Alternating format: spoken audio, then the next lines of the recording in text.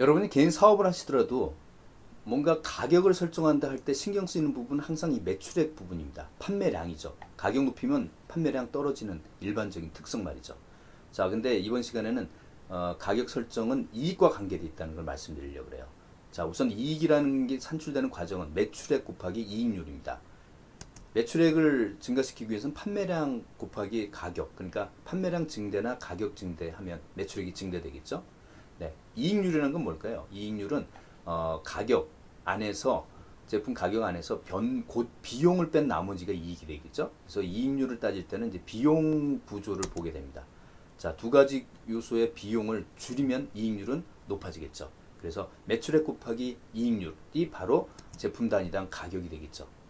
자, 마케팅의 기본 역할을 한번 볼까요? 마케팅의 기본 역할은 보통 매출액이나 시장 점유율을 높이는 거에 많이들 얘기하는데, 사실 마케팅의 원래 역할은 이익입니다. 고객의 인식을 바꿔서 합당한 가치를 느끼게 함으로써 돈을 더 불러도 기꺼이 가격에 수용하게끔 그런 작용을 하는 게 마케팅의 역할이다. 이번 시간 주제는 프라이스다 보니까 아무래도 여러분이 회계적인 차원의 공부를 좀 하셔야 되겠네요. 네, 지금은 별로 관계가 없다고 생각하지만 여러분이 나중에 조그만 사업이라도 하시면 이 공식 가장 중요한 게 이익이거든요. 예, 이익을 위해서 여러분이 생존의 차원에서 이 공식 같은 거는 필히 지금 알아두시는 게 좋다. 자, 이익은 어떻게 된다? 단가 곱하기 판매량이다. 거기서 총 원가를 뺀다. 총 원가는 생산원가, 판매원가 전부 다 포함한 그런 원가 비용이죠. 자, 원가의 구성 요소는 크게 변동비와 고정비가 있다.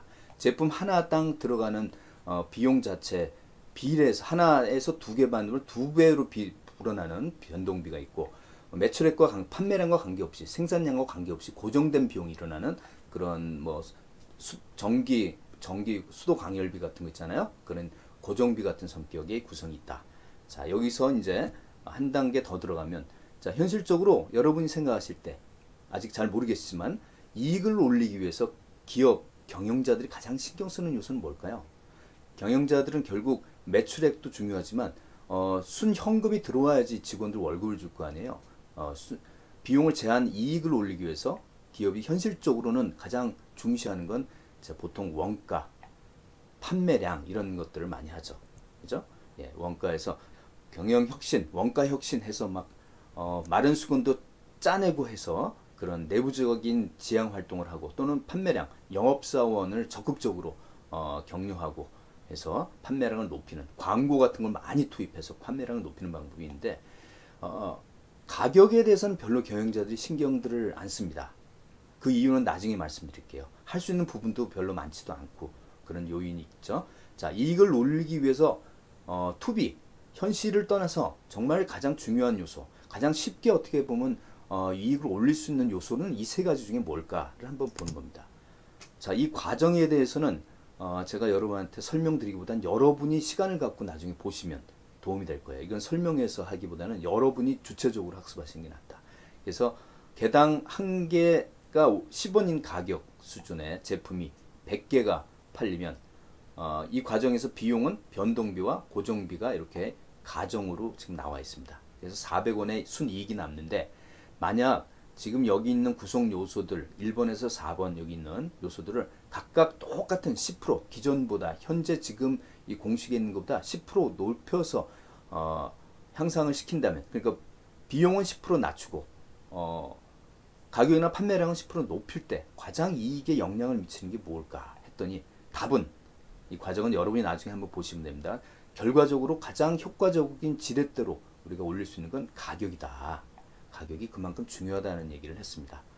자, 그래서 보통 가격은 생산 또는 영업 광고에 비해서 이익 탄력성이 가장 높은 아주 현실적인 효과적인 도구다라고 생각하시면 되겠습니다. 지금 보시는 바와 같이 여러 구성 요소 중 가격이 이익에 가장 큰 영향을 미치더라. 그럼 가격을 조정하면 되는 거 아닙니까? 이렇게 우리가 쉽게 접근할 수 있는데, 왜 사장님들이나 기업에서 그렇게 가격에 대한 신경을 딴 요소에 비해서 덜 쓸 수밖에 없느냐? 그 이유가 여기 마케팅 차원에서 있습니다. 가격은 매우 중요하죠. 포피 중 유일하게 비용이 나가는 게 아니고 이익을 가져다 주는 그런 결정 요소들이죠. 자, 그러면 가격의 특성은 우리가 쉽게 변경할 수 있다. 가격 변경하는 게는 매장에 가서 그 가격표만 바꾸면 돼요. 숫자만 바꾸면 되는 쉬운 요소가 있는데, 그러나 한번 설정된 가격에 대한 이미지는 쉽게 변화되기 어렵다. 매장에 있는 가격표는 변경할 수 있지만 고객들 마음속에 있는 가격에 대한 이미지는 변하기 힘들다. 네. 그래서 가격 변경하는 건 또 기업의 이익에 즉각적인 영향을 주기 때문에 쉽게 결정할 수 있는 부분이 아니에요. 가격표 변경했다. 근데 생각보다 다른 방향으로 고객들의 영향을 미치면 그 다음 날부터 바로 판매에 영향을 미칩니다.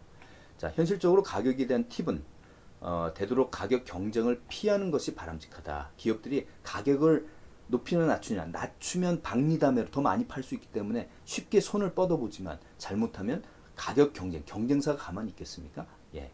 그래서 차라리 그 업체가 많지 않을 때는 암묵적 합의를 하는 이런 경우가 많죠. 또 가격 인상은 보통 제품의 차별화가 꽤 있을 때, 그리고 틈새 시장을 우리가 꽉 잡고 있을 때, 우리 목표 시장이 되게 좁을 때 사용할 수 있는 매우 국한된 활용을 해야 되는 그런 점입니다. 그러나 한번 가격 인상을 하면 그 다음에 성숙기나 세특기 때 가격을 인하할 수 있냐? 그거 쉽지가 않다는 거죠. 사람들이 동의를 안 하겠죠? 자, 앞서 한 얘기가 다시 나오죠. 그러면 가격의 중요성을 알매도 기업은 그 다른 요소들에 왜 이렇게 집착을 할 수밖에 없었을까? 가격은 별로 건드리지도 못하고요. 자, 이런 요소죠. 가격 높였을 때 판매량 떨어지는 게 눈에 확 보이기 때문에 그렇게 쉽게 결정할 수 있는 부분이 아니었다. 네, 일반적으로 제가 가격을 결정할 때 고려할 수 있는 세 가지 요소를 이미 말씀드렸죠.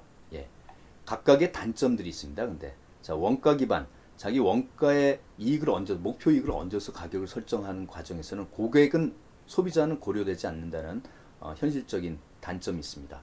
그 다음에 경쟁사에 치중해서 가격을 하다 보면 서로 낮출 수밖에 없는 현실성이 있습니다. 그래서 우리도 낮추고 경쟁사도 낮추다 보면 결국 제살깎기가 발생돼서 나중에 어느 수준에서는 담합이 발생되는 그런 상황이 또 벌어지죠.